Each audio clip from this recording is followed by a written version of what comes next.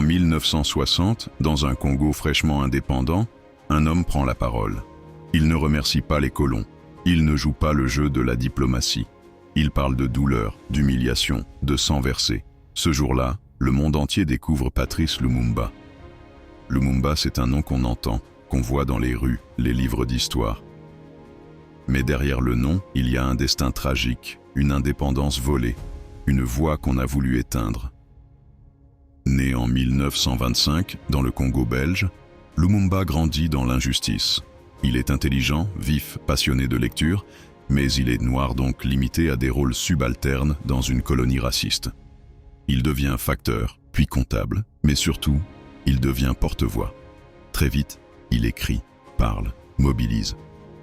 En 1958, il fonde le mouvement national congolais avec une idée claire. Nous ne voulons pas seulement l'indépendance.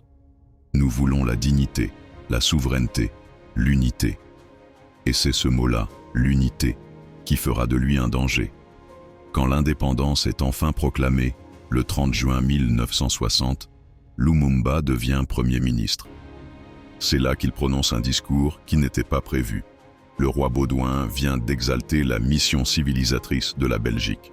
Lumumba prend le micro et remet les pendules à l'heure. Nous ne sommes plus vos macaques. Nous avons connu les coups, les humiliations, les terres volées, les lois d'un autre peuple. Mais aujourd'hui, nous sommes debout. Ce jour-là, l'Occident comprend que Lumumba ne sera pas un président décoratif. Il veut un Congo libre, mais aussi un Congo maître de ses richesses, de ses alliances, de son destin. Les Belges sont encore là, dans l'administration, dans les mines.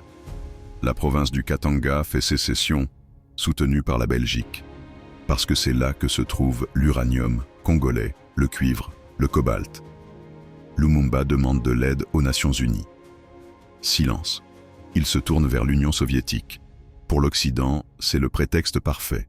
Il devient un danger communiste. Washington, Bruxelles, Londres, tout le monde se met d'accord. Lumumba doit disparaître. En septembre 1960, il est renversé, arrêté, transféré au Katanga. Mais ce qu'on oublie trop souvent, c'est que Patrice Lumumba n'a pas seulement été trahi par des puissances étrangères, il a été trahi de l'intérieur, par celui qu'il considérait comme un allié, Joseph Désiré Mobutu. Mobutu, c'est l'homme qu'il avait lui-même nommé chef d'état-major de l'armée congolaise. Un jeune colonel, ambitieux, charismatique, qui semblait loyal. Mais Mobutu, lui, avait des liens étroits avec les réseaux occidentaux, la CIA, la Belgique, la France. Tous voyaient en lui un contrepoids parfait à Lumumba, pas trop idéologique, pas trop indépendant, juste, contrôlable. Et c'est Mobutu qui, en septembre 1960, fait un coup d'État technique. Il suspend le gouvernement, neutralise Lumumba, prend les rênes. Il ne tire pas encore, mais il le coupe de tout soutien. Le Congo bascule dans une zone grise. Plus de gouvernement légitime, plus de règles. Lumumba tente alors de fuir Kinshasa pour rejoindre ses partisans à Stanleyville. Il prend la route avec sa famille, mais il est capturé par les soldats de Mobutu. Il est ramené, humilié, battu. Et c'est Mobutu lui-même qui le remettra aux ennemis de Lumumba, les sécessionnistes katangais, soutenus par la Belgique. Ce n'est pas une arrestation, c'est une mise à mort programmée. Et le 17 janvier 1961, Patrice Lumumba est assassiné, attaché, humilié, torturé, puis fusillé. Son corps est dissous dans l'acide. Il ne reste rien, rien, sauf une dent, retrouvée 40 ans plus tard. Et pourtant, il est devenu un symbole. En Afrique, en Amérique latine, chez les Black Panthers, au sein du mouvement panafricain.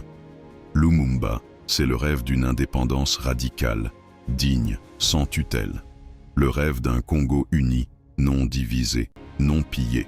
Un rêve qu'on a assassiné avant même qu'il prenne forme. En 1960, il disait « L'histoire dira un jour son mot.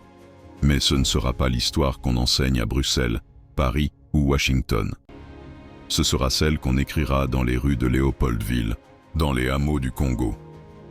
Cette histoire, on commence à peine à la raconter.